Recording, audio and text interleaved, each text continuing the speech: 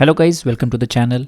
A few days ago I made a video titled The Familiar Crafting Cycle, and in that video I said if you have any familiar related queries, state it in the comments below and I will try to answer those. And I see that there are a few queries in the comment section, and in this video I'll try to answer those questions. I know it's a bit late because of Christmas, things got delayed, I was traveling, but it's better late than never, right? So let's get into it. Before I start the Q&A, I would like to give a shout out to this user 3102N Zane. He actually mentioned in the comment section that there might be a mistake in my melding section. What I said in the video was that if you meld two familiars, and you will get the traits of the familiar which is on the left side. But actually in all my tests, I was actually selecting the attributes of my left familiar, and that's why I was getting the left familiar traits. So he was able to correct me timely. If you see a familiar, it has traits and it has attributes. These two are linked. So when you meld two familiars, for example this Verog and this Verog, and if you select attributes of any of the Verog, you will also get the traits of that particular familiar. So it's not that the left familiar you will always get traits of the familiar which is not left. It will be the familiar of whose traits you choose. So thank you for correcting. So let's proceed to the Q&A. So the first one is, which familiars are sold most often? Any tips on selling? So if we see the market, you can see that in the familiar section, there are different types of familiar, and all the types of familiar are sold at different types of prices. So it's not that a particular familiar will always have more price. What determines the price are a lot of factors. Firstly, it's a bit early to determine which familiar is the best for PvP. Currently, a lot of people like Dust Prowler and Brute Talon, but over time, maybe something new might come up. One thing I'll say for selling, that the lot of whales are now requiring a lot of conversion stones. There's no way to buy it from the shop, so they need to buy familiars from the market, and they need to end pact. And when they end pact, they will get conversion stones. So say if there's a Verog, this one, and it has 3 rare skills, so this one is definitely going to be more value than 2 rare skills, because each rare skills give you conversion stones. So obviously which familiar, if you're asking which familiar are going to sell well, so I'm thinking that if you have a familiar with a lot of passive skills, these things are going to sell well, because these should be in demand by whales. So I think if you price them at decent price, like a lot of these are not selling, but if you have something good, I think these will sell. Finally, I'll say that there is also a video by Habo who has done a tier list for familiars. Now I'm not sure on what basis he has done the tier list. Has he tested it on his own or some other way? But you can use that tier list maybe for now to determine which familiar might be priced highly by everyone. So moving along, the next one is how pricing on market works. So there are different types. You can see that the gold rare skills enable 2x in uptick in price. Do legendary traits impact the max possible price? So this is a question about pricing, and if I again go back to the game, if you see the familiar, there are many things in a familiar. Like there are passive skills, there are traits, and there's the rarity. Like this one is blue, this one, some is gold, right? Some is gold and some is even legendary. I don't see any legendary, but yeah. So anyway, there are a lot of factors which might influence the price. The top two factors that come to my mind is the rarity, like this one is a gold one, and legendary one. That is going to make the price even more. If it is an aberrant pet, that will be priced higher. And finally, passive skills. I think more than traits, passive skill is going to determine the price of the familiar in the market, because I think a lot of people are going to buy these to get conversion stones. So I think, yeah, so that's the reason. Like this one, like I've even seen Dust Prowler, which is blue, and it had like all 6 of them were gold or legendary. It was selling for 1.2 million platinum. So obviously I think the passive skill has a big role in determining the price. The next one is by Hainavian. So Hainavian is a streamer in Twitch. Shout out to Haina. If you want to hang out in Twitch for a Diablo Immortal stream, you can check out the channel. So the question is, I would like to activate the traits of my aberrant pet, but how do I raise the attributes? And I cannot find the meld buttons. So to answer the question, aberrant pets, you cannot meld the aberrant pets. The melding option is available only for common pets. And secondly, the question is how will you activate the traits? The traits can be activated only by increasing attributes. So since melding is not available, the only other option available is by going to Nizaz and using the exchange attributes, where you can choose two familiars and you can exchange the attributes between those two familiars. So for this, your main familiar, and you have to find a familiar which has very high attributes.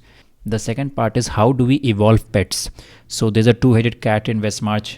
So you do not evolve pets. The pets are of three types, and the final form of the pet is only available for aberrant pets. You can get those only from market or by doing conversions. Now, some people have said that if you increase the stats and attributes of a gold pet, it will become a legendary pet or something like that. Like if you increase the attributes to 170 plus, the pet will become legendary. So personally, I have not seen it. In fact, I have seen the opposite. I have exchanged attributes of a gold pet to a blue pet. The blue pet did not change to a gold one. It remained blue. So in my opinion, there's no thing as evolving pets. You just get an evolved pet, the legendary pet. In this case, you are referring to a two-headed cat, and that is the legendary version of the dusk crawler. So the only way is to get through conversion. And third question is, what do we fill the bonded pet slot with?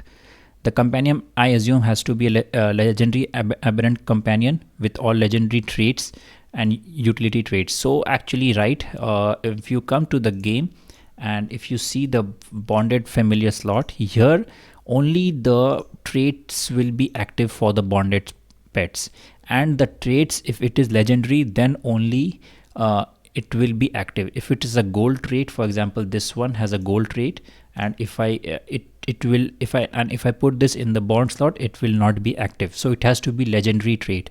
And to get legendary trait active, you need a legendary aberrant familiar, right? So yeah, in the bond section, your aim will be to get as many legendary aberrant pets with as many traits possible. The idea is to get as many of these traits available in the 3 and 4 slots. However, if you get a familiar with utility trait, definitely you should put it in the bond section, because these traits are going to help you in the quality of life. Next up is the same question, how do we evolve them? So like I said, you do not evolve them, you get it through conversions. Next question is there a way to transfer utilities? I want to transfer one to my gold cat. So caution here, when you do a conversion, and you think that the traits will remain, that is not the case. I have tried it myself. During conversion, the traits might change and you might even lose your utility trait. So the best option, if you have a utility trait right now, you should put it in the bond section, the bond familiar. Next question. The next few questions are by Abstract 55, and there are a lot of general questions about familiar, like when to convert or meld your main familiar, will the attributes increase by melding? Basically a generic questions, a few questions which I'll try to answer at the same time. And also there is the next one is by Carpe Modium. I hope I'm pronouncing it right. There are a few questions here as well. Basically this is a question relating to how a free-to-play player or a battle pass player should approach familiars. So for these two queries, basically the first one, I feel if you are a free-to-play player or a low spender, someone like me, you should be at caution and you should approach this slowly. The first thing is the main pet. What do you want from the main pet? From the main pet, basically what you want is very good skills, basically, or rare skill or legendary skill at least, or you are looking for good traits which is going to increase the base stat of your familiar. So once you have that, you should keep that pet as a main pet, and you should not convert that pet. you should not convert that pet, because there's a chance that it will the quality of the pet might decrease. I even tried to do it in my main pet, and after conversion I got a pet which had lower attributes and hardly any and the skills were also very bad. So basically you should be play it very safe, and you should keep your main pet aside. Now you should use other pets for conversion and hope to get lucky, basically. And once you get something better or equal to your main pet, you can take some risk. Before that you should not take any risk. Once you have a few 1 2 and 3 pets, basically you can try your luck with conversion. However, if your main pet has a very good skills, like all the 6 of them have very good skills, or maybe you have not finished making your main pet, there are 1 or 2 skills, you should start preparing it by melding and getting better skills. And if you have a lot of extra familiars, you should go for conversion and trying your luck. Also, there is a question on melding and how to increase attributes. This I'll address later in this video. And for the attributes and for the free to play guide, I think I'll make one as soon as possible, as soon as I get a decent familiar as a free to play and low spending player. And once I'm able to get it, I'll be able to make a step-by-step guide.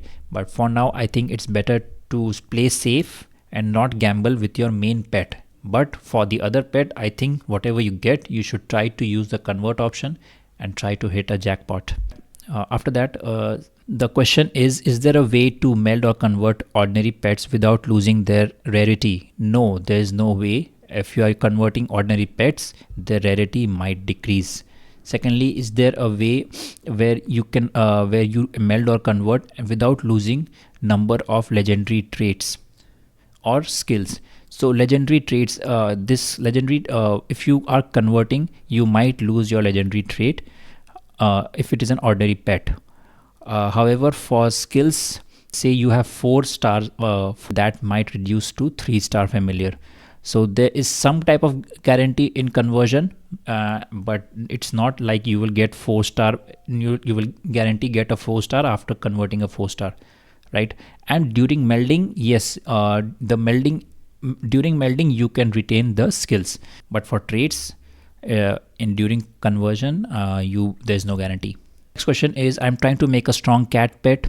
For now, I've converted only 3 cat pet multiple times and got only a 1-star cat. So this is a very interesting question. Basically, what should be your approach while conversion? Should you meld before or should you convert before? So if you see that in conversion you need 3 pets, while for melding you need 2 pet. But the thing is, if you meld 2 familiars and later you convert them, you might get a reduced value, like your attributes might decrease or something like that, or maybe your traits might decrease. So in my opinion, it's always better to take as many chances in conversion as possible. Once you get something decent or good, you should keep that familiar and then work on that familiar and increase its skills by melding. So in my opinion, first conversion, then melding, because if you take the route of melding first and then conversion, you might end up needing more copies of the same familiar. However, if you are doing more conversion first, there is a chance that a lot of steps for melding might be saved. Like for example, once I have melded 2 familiars and I was able to get 5-star pet just by melding 2 0-star familiar. So conversion has a big range of RNG, and I think you should utilize that. Next up is it better to convert all animals of the same family? I want a cat after conversion. So if you want a cat after conversion, then yes, all the 3 pets that you are converting should be cats. The way the conversion works is that it is going to produce a familiar, one of the 3 familiars that are using for conversion. So if all the 3 of them are cats, it is going to be a cat. Next one is, should you mix your blues and grays when converting? The answer is yes. I've seen people who have done a conversion of blue and grays together, and they have even got aberrant familiars from normal conversion. So yes, you should use your grays, I feel, because apart from that there is no use of those familiars. So and specifically the grays can be very useful if you're target farming a particular familiar. you have maybe, you know, dust prowler gold and a blue, and you can add in a gray one and then try to convert it to get a better dust prowler, hopefully.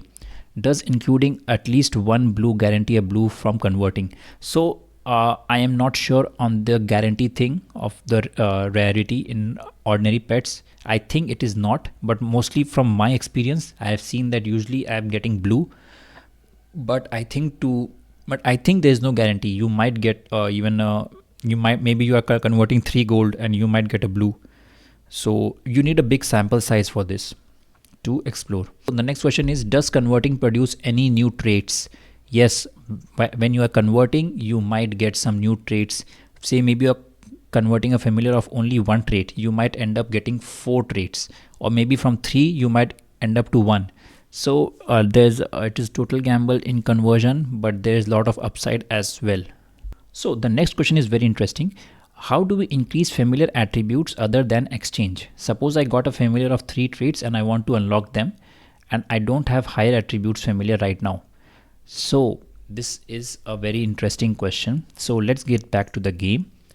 Now say I have 2 dusk crawlers and I want to increase this dusk crawler's resilience to maybe a bit higher, right? Because maybe this is just for example, right? And so this dusk crawler basically has more agility and insight. This one has low agility and insight. And for ferocity also, this one has more ferocity and this one has more resilience as well. So when I'm going to meld this familiar, so I am definitely going to choose this familiar attributes and traits, because this one is the main familiar, right? But since this one has lower resilience than the other one, the other familiar has 50 and this one has 39. So after the melding process, you will get +1 on resilience. Even though you have selected this attributes, since you are melding it with the familiar who has higher resilience, even it is gray, you will get +1. And in this way, you can keep increasing the attributes by melding. But yeah, the condition is you need for a specific attribute, you need a familiar which has higher the specific attributes. So it is a long process. And finally, does melding raise the basic attribute stat of the blues? And if so, should I meld till level 6?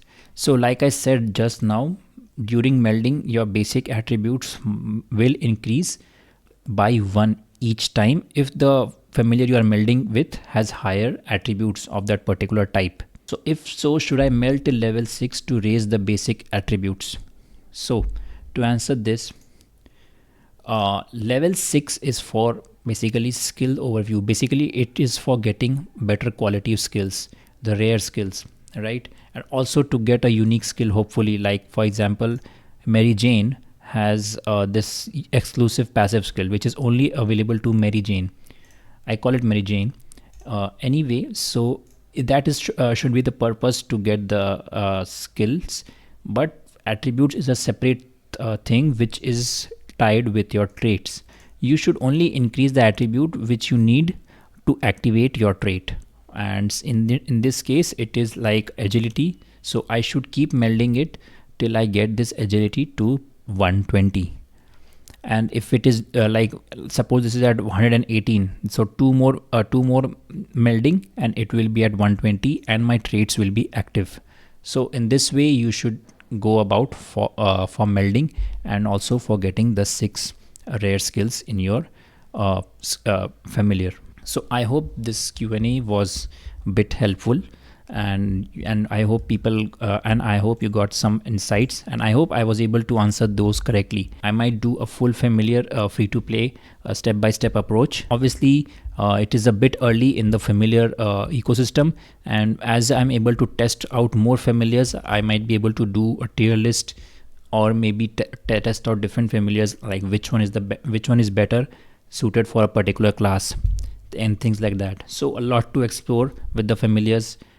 So I hope you liked the content, and I'll see you in the next one. Bye.